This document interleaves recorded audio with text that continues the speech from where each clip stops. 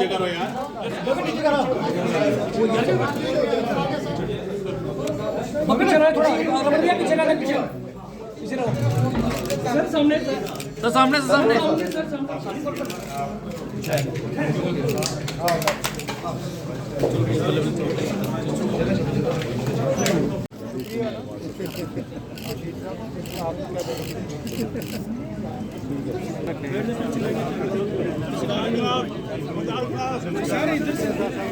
इसके बारे में क्या कहना चाहूँगा।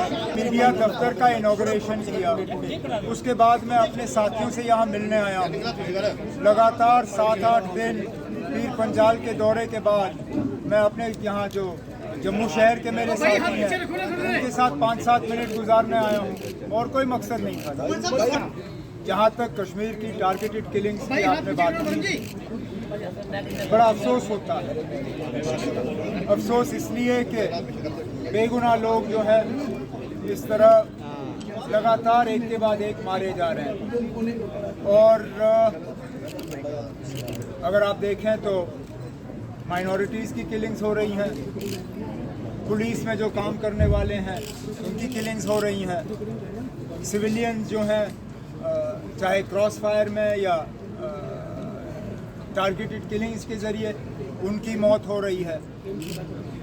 हमें तो कहा गया था 2-2.5 साल पहले कि कश्मीर, खासकर कश्मीर की तमाम परेशानियों की वजह जो है वो 370 है, और 370 के हटते ही हालात ठीक हो जाएंगे।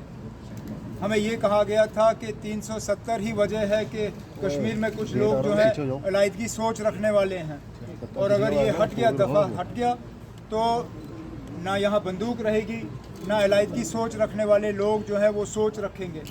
आज 2.5 साल हो गए, हालात में बेहतरी कहाँ आई? जो मतलब टारगेटेड किलिंग्स का सिलसिला रुक ही गया था। मुझे नहीं याद है कि इससे पहले टारगेटेड किलिंग्स का सिलसिला कब हुआ होगा, लेकिन आज कहीं पे भी कश्मीर में लोग अपने आप को सुरक्षित नहीं महसूस करते। उन इलाकों से जहाँ से मिलिटेंसी का हमने सफाया किया था, खासकर श्रीनगर के आसपास के इलाकों का, कुछ नॉर्थ कश्मीर का, उन इलाकों में दोबारा से अब मिलिटेंसी देखने को मिल रही है। अब तो श्रीनगर में अप टाउन में लोग अपने आप को सुरक्षित नहीं महसूस करते, तो बाकी जगहों की बात ही नहीं। तो जाहिर सी बात है कि हुकूमत के करने में और कहने में काफ़ी फ़र्क रहा है, और हालात जो है वो दिन ब दिन और ज़्यादा ख़राब होते नज़र आ रहे हैं। कश्मीर फाइल से पहले भी ये घटनाएं हुई हैं। मैं ये नहीं कह सकता हूँ कि मूवी के बाद ये घटनाएं जो हैं ये शुरू हुई। टारगेटेड किलिंग्स का सिलसिला तो है मूवी से पहले हुई। अगर आप देखें जो चाहे वो हमारे बिंद्रू जी थे जो केमिस्ट की दुकान पे मारे गए, या हमारे ये ढाबा जो है कृष्णा ढाबा बर्न हॉल के पास है नहीं, एयरपोर्ट में स्टोन पेल्टिंग तो चली ना, बीच बीच में स्टोन पेल्टिंग तो हम लोगों ने भी बंद करा दी थी। लेकिन हालात अगर हमको इन हालात में नॉर्मल सी नज़र आ रही है, जहां सरकारी मुलाजिम अपने दफ्तर में टेबल के पीछे बैठे गोलियों का शिकार हो, या पुलिस का जवान घर बैठे बैठे गोलियों का शिकार हो, या इसी तरह और जो टारगेटेड किलिंग्स हुई हैं, अगर ये नॉर्मल सी का एक उनको नया रूप नज़र आ रहा है तो मैं इसमें कुछ कह नहीं सकता। लेकिन अब मैं इतना ज़रूर कहूँगा कि फ़्लाइट्स और टूरिज़्म जो है वो नॉर्मल सी नहीं है। नॉर्मल सी ये है कि खौफ ना रहे, डर ना रहे, कश्मीरी हमारे पंडित जो हैं वहाँ से भागे ना, वो तो सब नौकरी छोड़ के भागने के लिए तैयार हैं। क्या ये नॉर्मल सी है? मजबूरन इंसाफ हासिल करने के लिए वो पीएचडी के लीडरों से मिले, पीएचडी के लीडर फिर गवर्नर साहब के पास गए कि किसी तरह ये जो कश्मीरी पंडितों का दोबारा कश्मीर छोड़ के भागने का प्रोग्राम बन रहा है, इस पे रोक लगे। ये नॉर्मल सी नहीं है ना। वो जहाज बस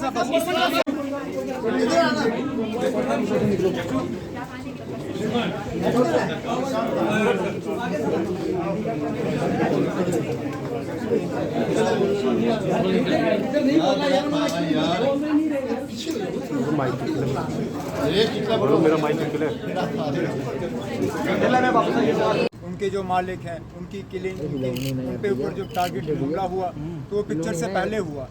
तो ये कहना कि किलिंग्स का सिलसिला मूवी के बाद शुरू हुआ, ये गलत है। लेकिन मूवी ने माहौल बनाने में कोई रोल अदा नहीं किया। कुछ लोग जो हैं माहौल बना सकते हैं, कुछ लोग माहौल बिगाड़ सकते हैं। इस फिल्म ने माहौल बनाने में कोई रोल अदा नहीं किया। रोल मतलब कितना माहौल बिगाड़ा है वो फैसला आपको खुद करना है, इस वजह से नहीं। हालांकि ये भी एक बहुत बड़े वजह है। आबादी के बुनियाद पे सीटों का फैसला होता है।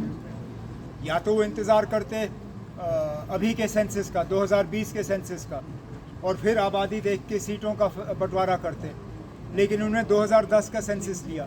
आप 2010 के आंकड़े ले लीजिए, उसमें देख लीजिए कश्मीर और जम्मू में आबादी में फ़र्क कितना है, और फिर देख लीजिए क्या ये 6 और 1 का फैसला ये सही है या गलत है।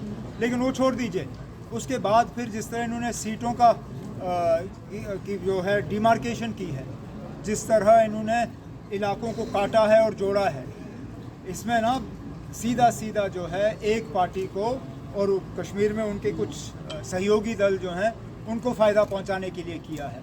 अब आप मिसाल के तौर पे इन्होंने जम्मू पार्लिमानी सीट में से रजौरी पूंछ का इलाका काट दिया, लेकिन वहाँ पे भी इन्होंने थोड़ा सा फ़र्क किया। अब कालाकोट का इलाका जो है, कालाकोट सुंदरबनी, वो काट के जम्मू के साथ रखा, लेकिन नौशहरा का इलाका जो जम्मू से थोड़ा ज़्यादा करीब बनता है उसको अनंतनाग के साथ रखा। अब मुझे समझा दीजिए क्यों? अगर कालाकोट और सुंदरबनी को जम्मू के साथ रखना था तो फिर नौशहरा को रखना था, और अगर नौशहरा का अनंतनाग के साथ बनता था तो फिर सुंदरबनी कालाकोट का क्यों नहीं? ज़िलों में इन्होंने इस तरह फ़र्क किया, और यही सब जगह यही हाल है। तभी तो जाके कहते हैं ना